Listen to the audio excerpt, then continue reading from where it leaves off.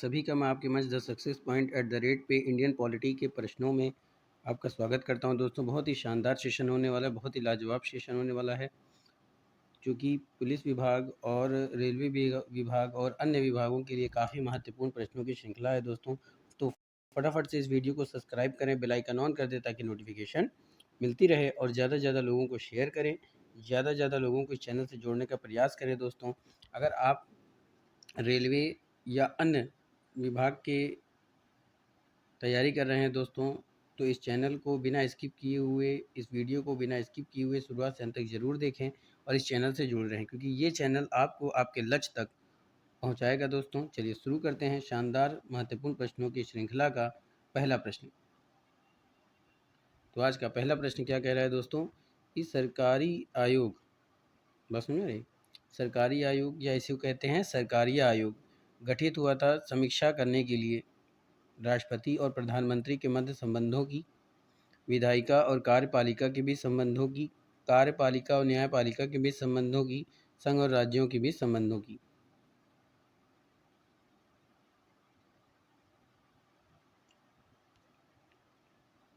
कर लीजिए, ये क्या हो जाएगा, सरकारिया आयोग। क्या हो जाएगा ये, सरकारिया आयोग। तो सरकारिया आयोग गठित हुआ था समीक्षा करने के लिए। तो दोस्तों, सरकारिया आयोग गठित हुआ था या इसका गठन किया गया था संघ और राज्यों के बीच संबंधों की समीक्षा करने के लिए। क्या हो जाएगा, डी। तो D is the right answer for this question. अगला प्रश्न, भाषाई आधार पर राज्यों भाषाई आधार पर राज्यों का पुनर्गठन कब किया गया था। तो भाषाई आधार पर राज्यों का पुनर्गठन कब किया गया था, तो भाषाई आधार पर राज्यों का पुनर्गठन किया गया था दोस्तों 1956 में। बात समझ में आ रही है। न्यायमूर्ति फजल अली आयोग की रिपोर्ट पर राज्यों का पुनर्गठन करने के लिए राज्य पुनर्गठन अधिनियम 1956 में पारित हुआ। आंध्र प्रदेश भाषा के आधार पर गठित होने वाला प्रथम राज्य कौन था, आंध्र प्रदेश। तो भाषाई आधार पर राज्यों का पुनर्गठन कब किया गया था, 1956 में किया गया था। तो A is the right answer for this question. और बात करें कि किसके रिपोर्ट पर, तो ये न्यायमूर्ति फजल अली के रिपोर्ट पर प्रस्तुत किया गया था। आगे चलते हैं। भारत में लोकपाल एवं लोकायुक्त की स्थापना का सुझाव दिया था सरकारिया आयोग ने, प्रशासनिक सुधार आयोग ने, विधि आयोग ने, ठक्कर आयोग ने।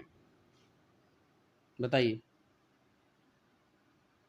भारत में लोकपाल एवं लोकायुक्त की स्थापना का सुझाव किसने दिया था। बताइए दोस्तों, फटाफट से आंसर दीजिए इसका कि किसने दिया था। बताइए, जल्दी बताइए।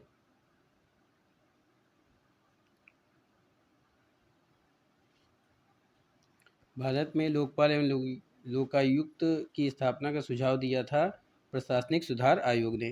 तो ऑप्शन आपका क्या हो जाएगा, बी। तो B is the right answer for this question. अगला प्रश्न, उत्तर प्रदेश का लोकायुक्त अपना प्रतिवेदन प्रस्तुत करता है मुख्यमंत्री को, उच्च न्यायालय के मुख्य न्यायाधीश को, राज्यपाल को, विधानसभा के अध्यक्ष को।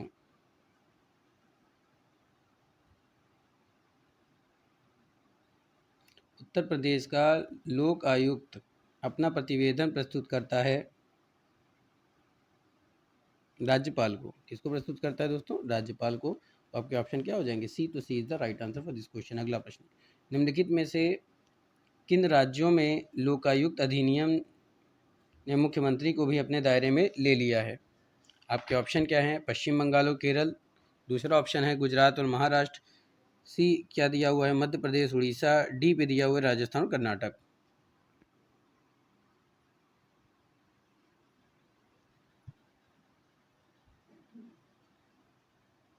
तो निम्नलिखित में से किन राज्यों में लोक आयुक्त अधिनियम ने मुख्यमंत्री को अपने दायरे में ले लिया है, तो मध्य प्रदेश और उड़ीसा।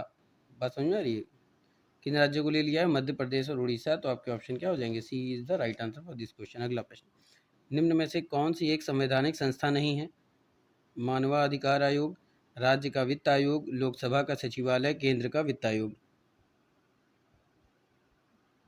निम्न में से कौन सी एक संवैधानिक संस्था नहीं है।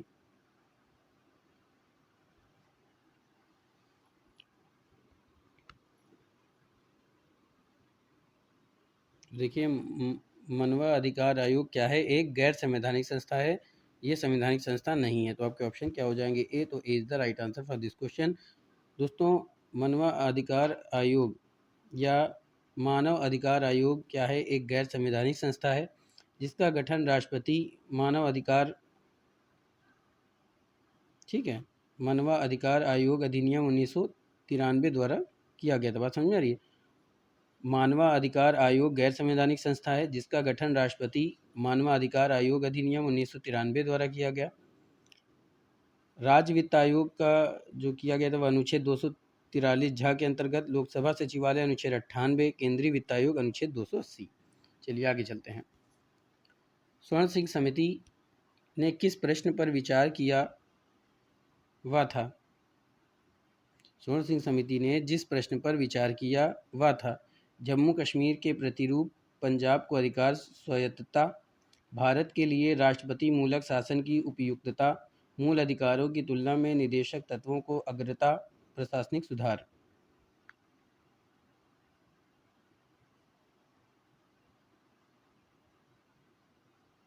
दोस्तों, स्वर्ण सिंह समिति ने जिस प्रश्न पर विचार किया था वो था भारत के लिए राष्ट्रपति मूलक शासन की उपयुक्तता। तो आपके ऑप्शन क्या हो जाएंगे? बी। तो B is the right answer for this question.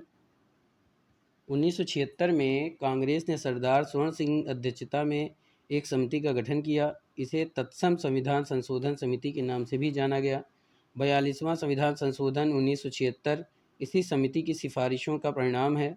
इसने भारत के लिए क्या किया कि राष्ट्रपतीय प्रणाली पर विचार करते हुए उसे अनुपयुक्त बताया। चलिए आगे चलते हैं।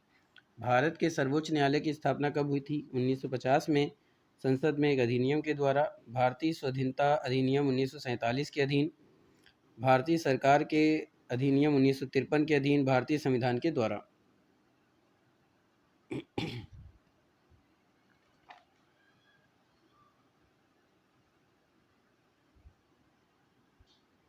भारत के सर्वोच्च न्यायालय की स्थापना संविधान के अनुच्छेद 124 के द्वारा हुई थी दोस्तों।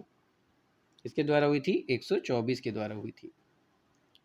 भारतीय स्वाधीनता अधिनियम, सॉरी माफ़ कीजिएगा, भारत के सर्वोच्च न्यायालय की स्थापना संविधान के अनुच्छेद 124 के द्वारा की गई थी। 1986 में की गई वृद्धि के बाद उच्चतम न्यायालय एक मुख्य न्यायाधीश और 25 न्यायाधीशों, बात समझ आ रही है? एक मुख्य न्यायाधीश और 25 अन्य न्यायाधीशों से मिलकर बनता है। पर अब इसकी संख्या क्या हो गई है दोस्तों? ज़्यादा हो गई है। बात समझ में आ रही है? कितनी हो गई है? 31 से ऊपर। चलिए, तो भारत के सर्वोच्च न्यायालय की स्थापना कब हुई थी? तो ये हुई थी भारतीय संविधान के द्वारा। तो आपके ऑप्शन क्या हो जाएंगे? डी। तो D is the right answer for this question. और किस अनुच्छेद के अंतर्गत इसकी स्थापना हुई थी? तो अनुच्छेद 124 के अंतर्गत हुई थी। आगे चलते हैं।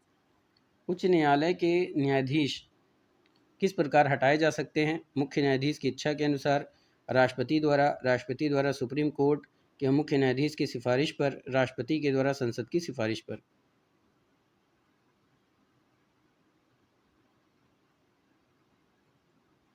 उच्चतम न्यायालय के न्यायाधीश हटाए जा सकते हैं राष्ट्रपति के द्वारा संसद की सिफारिश पर। तो आपके ऑप्शन क्या हो जाएंगे? डी। तो D is the right answer for this question. और ये प्रक्रिया जो है संविधान के अनुच्छेद 124 के 4 व 5 में किया गया है। एक्ट 124 के 4 व 5 में किया गया है। चलिए आगे चलते हैं। उच्चतम न्यायालय के न्यायाधीश की संख्या में वृद्धि करने की शक्ति किसके पास है? प्रधानमंत्री, राष्ट्रपति, संसद, विधि मंत्रालय।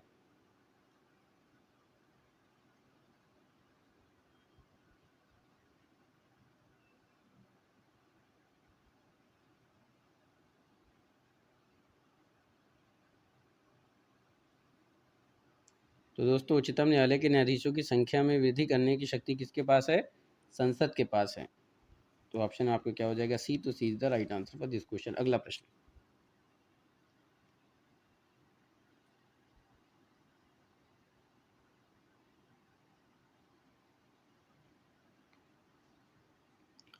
अगला प्रश्न क्या कह रहा है कि सेना, बात समझ रही है? 271 पे क्या कह रहा है? सेवानिवृत्ति होने के बाद सर्वोच्च न्यायालय के न्यायाधीश वकालत कर सकते हैं। क्या कह रहा है? सेवानिवृत्ति होने के बाद सर्वोच्च न्यायालय के न्यायाधीश वकालत कर सकते हैं। केवल सर्वोच्च न्यायालय में, केवल उच्च न्यायालय में, सर्वोच्च न्यायालय तथा उच्च न्यायालय में, किसी भी न्यायालय में नहीं। सेवानिवृत्ति होने के बाद सर्वोच्च न्यायालय के न्यायाधीश वकालत कर सकते हैं, किसी में नहीं। तो D is the right answer for this question दोस्तों। अनुच्छेद 124 के साथ तथा अनुच्छेद 220 के अनुसार सेवानिवृत्ति होने के बाद या सेवानिवृत्त होने के बाद सर्वोच्च न्यायालय के न्यायाधीश किसी भी न्यायालय में वकालत नहीं कर सकते। अगले चलते हैं। भारत के सर्वोच्च न्यायालय के कार्यवाहक मुख्य न्यायाधीश की नियुक्ति करता है। भारत के सर्वोच्च न्यायालय के कार्यवाहक मुख्य न्यायाधीश की नियुक्ति करता है कौन? सर्वोच्च न्यायालय के मुख्य न्यायाधीश, प्रधानमंत्री, राष्ट्रपति, विधि मंत्री। तो भारत के सर्वोच्च न्यायालय के कार्यवाहक मुख्य न्यायाधीश की नियुक्ति करता है राष्ट्रपति। और समझ रही है? तो आपके ऑप्शन क्या हो जाएंगे? सी पे दिया हुआ है, तो C is the right answer for this question. अगला प्रश्न, भारतीय संविधान में तदर्थ न्यायाधीश की नियुक्ति का प्रावधान है सर्वोच्च न्यायालय में, उच्च न्यायालय में, जनपद तथा सत्र न्यायालय में, उपरोक्त सभी में।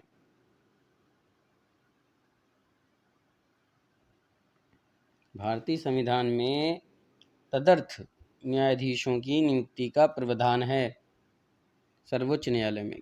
किसमें है? सर्वोच्च न्यायालय में। तो आपके ऑप्शन क्या हो जाएंगे? ए। तो A is the right answer for this question. अगला प्रश्न, उच्चतम न्यायालय द्वारा आज तक दूसरी सबसे बड़ी खंडपीठ किस केस में बनी? गोलकनाथ केस में, मिनर्वा मिल्स केस में, बैंक नेशनलाइजेशन केस में, टीएम पाई फाउंडेशन केस में।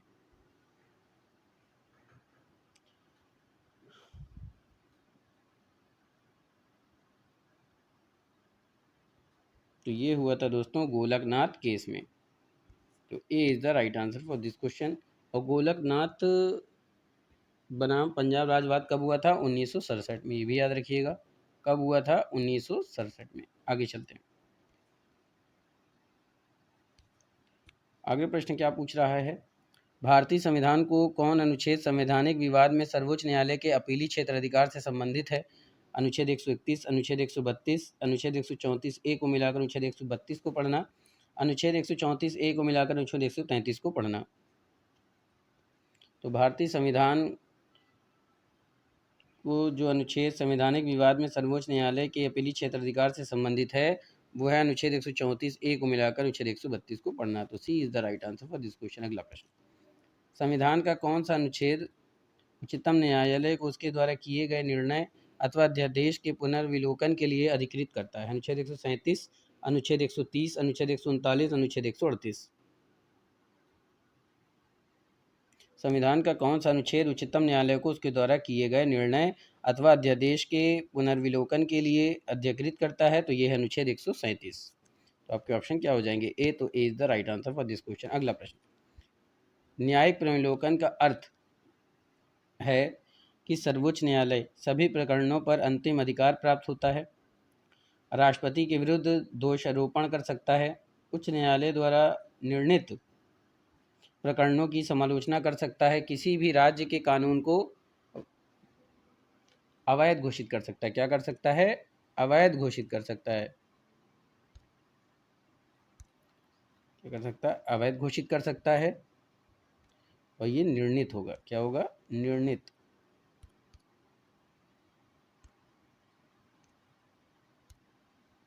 तो आपके ऑप्शन क्या हो जाएंगे? किसी भी राज्य के कानून को अवैध घोषित कर सकता है। तो आपके ऑप्शन क्या हो जाएंगे? डी। टू D is the right answer for this question. अगला प्रश्न, कोई भी संविधान संशोधन कानून भारतीय सर्वोच्च न्यायालय द्वारा संवैधानिक घोषित किया जा सकता है यदि वह वर्तमान द्विस्तरीय संघीय व्यवस्था के स्थान पर तीन स्तरीय, क्या हो जाएगा? तीन स्तरीय व्यवस्था स्थापित करता हो, विधि के समक्ष समानता के अधिकार को भाग 3 से हटाकर संविधान में अन्यत्र नहीं कहीं रखता हो, कार्यकारिणी के संसदीय व्यवस्था के स्थान पर अध्यक्षात्मक व्यवस्था रखना है, सर्वोच्च न्यायालय के बाहर को कम करने के लिए एक संघीय अपीली न्यायालय स्थापित करता है। भार दोस्तों।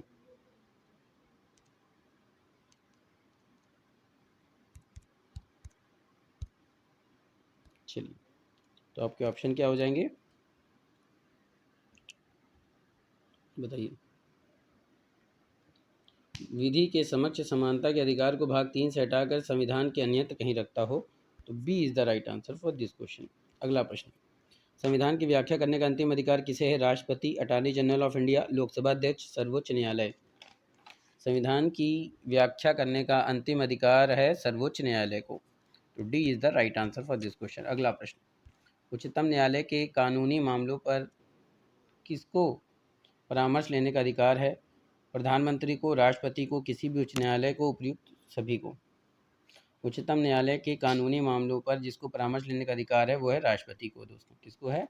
राष्ट्रपति को। तो आपके ऑप्शन क्या हो जाएंगे? बी, तो B is the right answer for this question. अगला प्रश्न, भारत का उच्चतम न्यायालय कानून या तथ्य के मामले में राष्ट्रपति को परामर्श देता है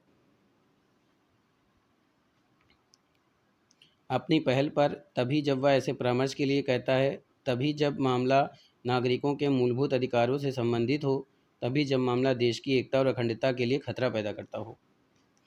तो दोस्तों अनुच्छेद 143(1) के अनुसार भारत का उच्चतम न्यायालय कानून या तथ्य के मामले में राष्ट्रपति को परामर्श देता है जब राष्ट्रपति उससे ऐसा परामर्श के लिए कहता है। तो आपके ऑप्शन क्या हो जाएंगे? बी, तो B is the right answer for this question. किस एक्ट के तहत?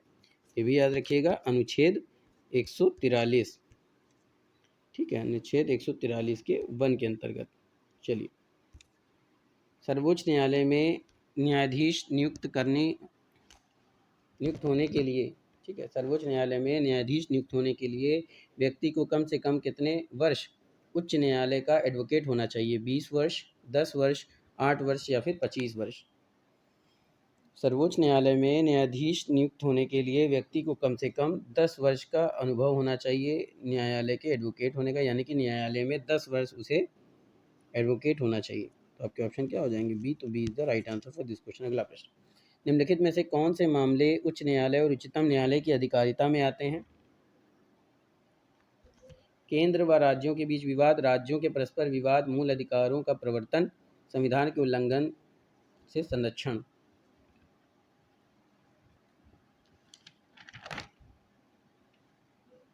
तो निम्नलिखित में से जो मामले उच्च न्यायालय और उच्चतम न्यायालय की अधिकारिता में आते हैं वो कौन सा हो जाएगा? मूल अधिकारों का प्रवर्तन। तो B is the right answer for this question. अगला प्रश्न, माफ कीजिएगा दोस्तों, इसमें दो ऑप्शन क्या हो गया हैं, एक ही में आ गए हैं। अब सही है, तो क्या हो जाएगा? मूल अधिकारों का प्रवर्तन। C is the right answer for this question. अगला प्रश्न, किसी भी न्यायालय में चल रहे वाद को अन्यत्र भेजने का अधिकार किसके पास है? किसी भी न्यायालय में चल रहे, राष्ट्रपति, सर्वोच्च न्यायालय, उच्चतम न्यायालय, इनमें से कोई नहीं। तो किसी भी न्यायालय में चल रहे वाद को अन्यत्र भेजने का अधिकार किसके पास है? वो है सर्वोच्च न्यायालय के पास। तो B is the right answer for this question. अगला प्रश्न की तरफ चलते हैं। भारत के नीचे दिए गए, यानी नीचे दिए गए, भारत में नीचे यानी जो ऑप्शन है उसमें दिए गए न्यायालय में से किन्हें अभिलेख न्यायालय माना जाता है?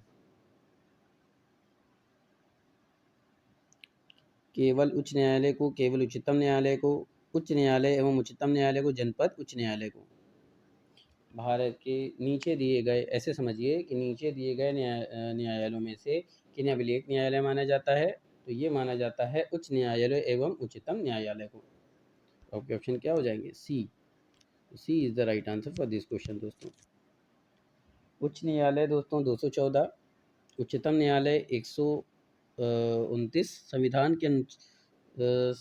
भारतीय संविधान के अनुच्छेद, समझ में आ रहा है, भारतीय संविधान के अनुच्छेद 129 के तहत उच्च न्यायालय को तथा अनुच्छेद 215 के तहत उच्च न्यायालय को अभिलेख न्यायालय माना जाता है।